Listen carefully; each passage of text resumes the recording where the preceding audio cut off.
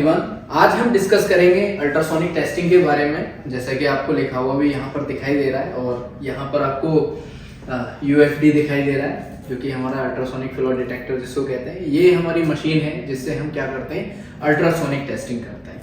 तो ultrasonic testing करने के लिए बेसिक 3 चीजों की रिक्वायरमेंट होती है। जैसे अगर हम बात करें, हमारे पास में प्रोब होना चाहिए, दूसरा मटेरियल होना चाहिए, तीसरा कपलेंट होना चाहिए। प्रोब का मतलब सिर्फ प्रोब से नहीं है, प्रोब का मतलब होता है हमारा पूरा सिस्टम। जैसे कि हमारे उस सिस्टम में एक तो प्रोब हो गया, दूसरा हमारा बीएनसी केबल हो गई, ठीक है, तीसरा यूएफडी। यानी कि एक ये चीज हमारे पास में अवेलेबल होनी चाहिए, दूसरा कपलेंट होना चाहिए। कपलेंट का मतलब होता है कि जैसे कि हमारा ग्रीस हो गया या कोई ऑयल हो गया या वाटर हो गया या कोई जेल हो गया, तो ये सारे हमारे कपलेंट होते हैं। जो कपलेंट का मेन काम होता है वो एयर गैप को रिमूव करना होता है। तो 2 चीजें ये होगी। तीसरी चीज हमारी मटेरियल। अगर हमारे पास में मटेरियल नहीं है तो हम अल्ट्रासोनिक टेस्टिंग किस पे करेंगे, ठीक है। तो बेसिक 3 चीजों की रिक्वायरमेंट होती है। जैसे कि हमने बात की, हमारे पास में एक प्रोब होना चाहिए, ठीक है, दूसरा कपलेंट होना चाहिए, तीसरा हमारे पास में मटेरियल होना चाहिए। प्रोब यहां से हमारा कनेक्ट होता है बीएनसी केबल और ये हमारा यूएफडी कुछ इस प्रकार से होता है, ठीक है।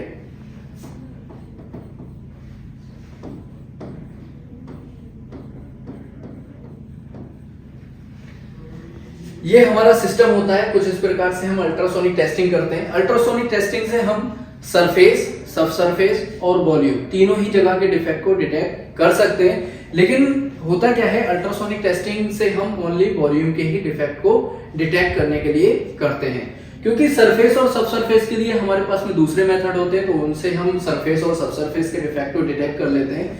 वॉल्यूम के डिफेक्ट को डिटेक्ट करने के लिए हम अल्ट्रासोनिक टेस्टिंग कर लेते हैं।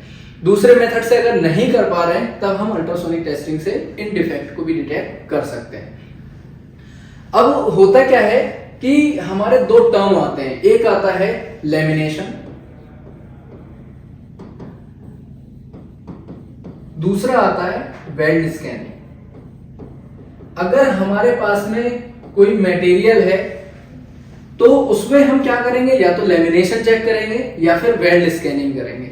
लेमिनेशन का मतलब होता है कि जैसे ये हमारे पास में एक मटेरियल है, तो इसमें जो स्मूथ वाला या हम कहें प्लेन वाला जो हिस्सा है उस पे हम लेमिनेशन चेक करते हैं। जो हमारा वेल्डिंग वाला हिस्सा है तो उसके लिए हम वेल्ड स्कैनिंग करेंगे, क्योंकि जो हमारे पास में प्रोब होता है तो प्रोब हमारे 3 प्रकार के होते हैं। एक नॉर्मल प्रोब होता है, एक टीआर प्रोब होता है और एक एंगल प्रोब होता है। लेमिनेशन हम जो चेक करते हैं वो नॉर्मल और टीआर प्रोब से चेक करते हैं। अगर हमें वेल्ड स्कैनिंग करनी है तो उसके लिए हमारे पास में एंगल प्रोब होता है, क्योंकि क्या होता है कि कभी भी हम प्रोब को वेल्डिंग के ऊपर नहीं रखते हैं, उसको हम साइड में रखते हैं। तो हमारे पास में एंगल प्रोब होता है, एक एंगल में वेव जाती है, वो वेल्डिंग को क्या कर लेती है, स्कैन कर लेती है।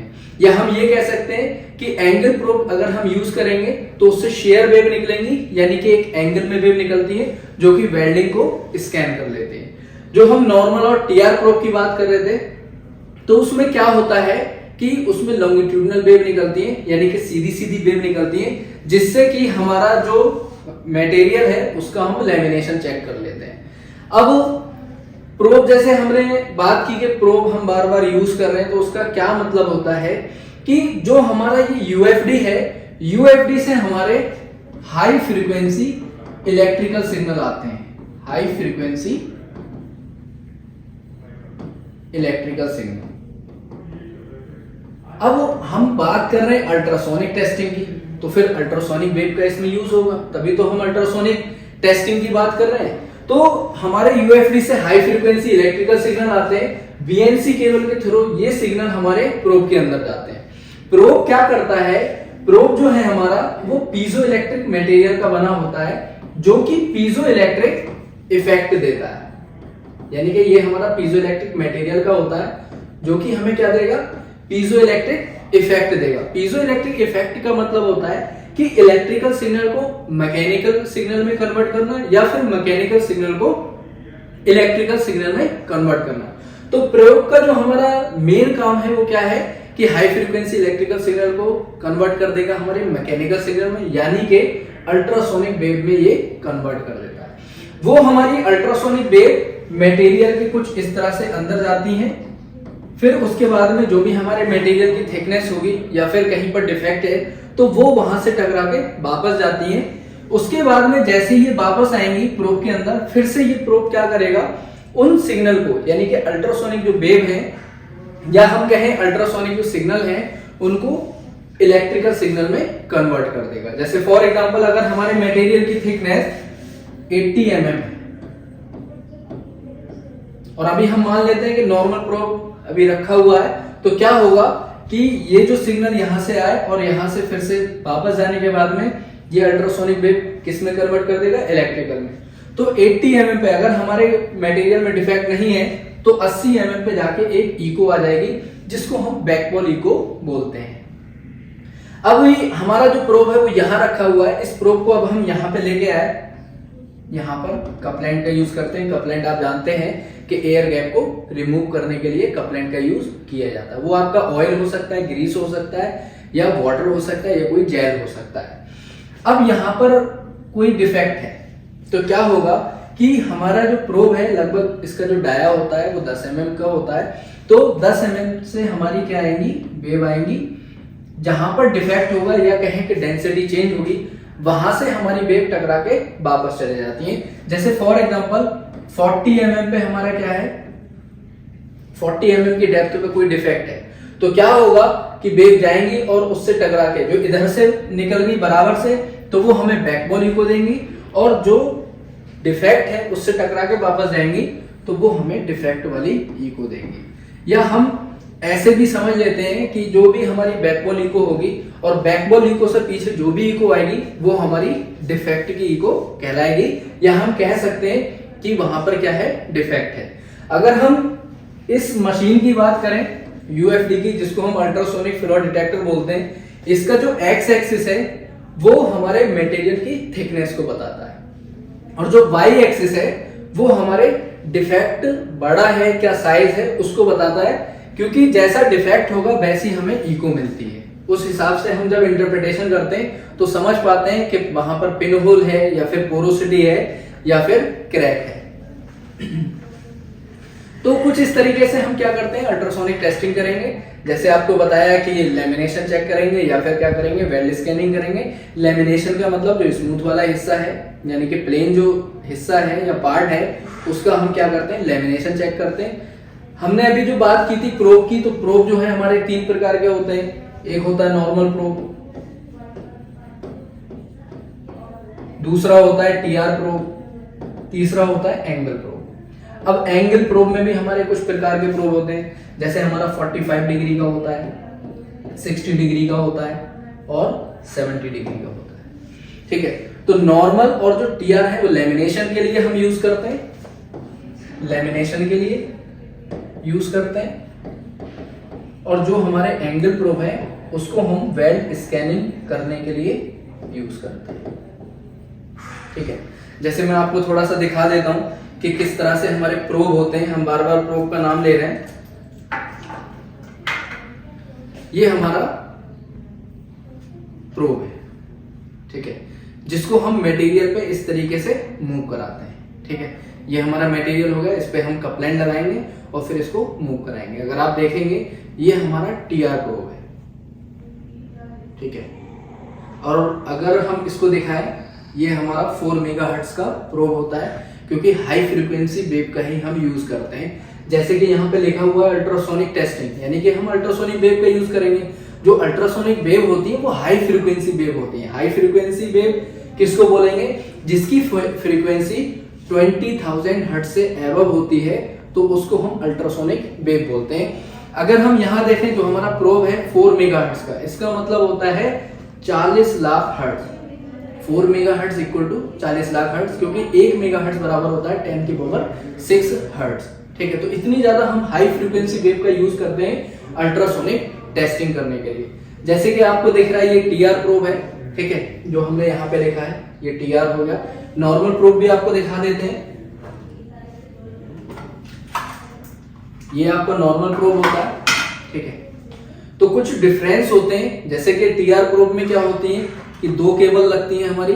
एक केबल से कह सकते हैं कि हमारी वेव आती है, यानी कि यहां से हमारे जो सिग्नल आ रहे हैं, और एक केबल से क्या होते हैं हमारे सिग्नल वापस जाते हैं टीआर प्रोब में। लेकिन नॉर्मल प्रोब में क्या होता है कि इसी क्रिस्टल से हमारे वेव आती हैं और इसी से क्या होती है वापस जाती है। तो इन दोनों प्रोब का हम यूज करते हैं लेमिनेशन चेक करने के लिए, जो प्लेन वाला हिस्सा है वेल्डिंग को छोड़ के, ठीक है। अब एंगल प्रोब, ये तो हमारे राउंड शेप में होते हैं दोनों प्रोब। अगर हम एंगल प्रोब की बात करें तो एंगल प्रोब कुछ हमारा इस प्रकार से होता है, रेक्टेंगुलर शेप, ठीक है, कुछ इस प्रकार से होता है। और हम इसको किस तरीके से रखते हैं,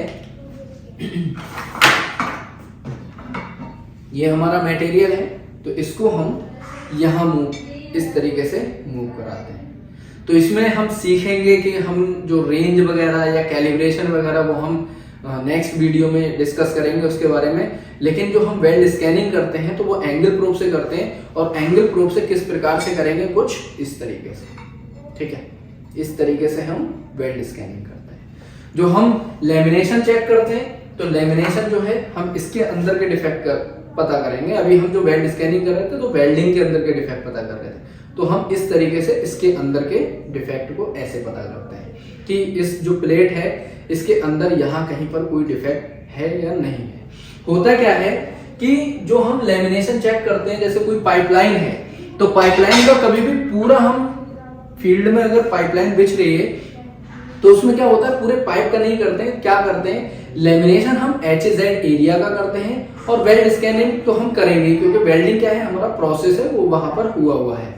HZ जो कि हीट अफेक्टेड जोन होता है हमारा, इसलिए वहां पर कोई भी डिफेक्ट आने की संभावना होती है या आ जाता है, इसलिए हम HZ एरिया में लेमिनेशन चेक करते हैं, उसके बाद में वेल्ड स्कैनिंग करते हैं।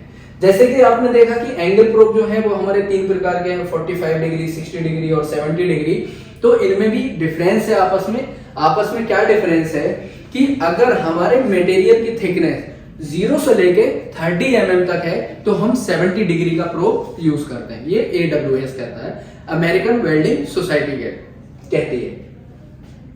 30 to 40 mm अगर हमारे मटेरियल की थिकनेस है तो हम 60 डिग्री का प्रोब यूज करते हैं। अगर हमारे मटेरियल की थिकनेस अबव 40 mm है तो हम 45 डिग्री का प्रोब यूज करते हैं, ठीक है।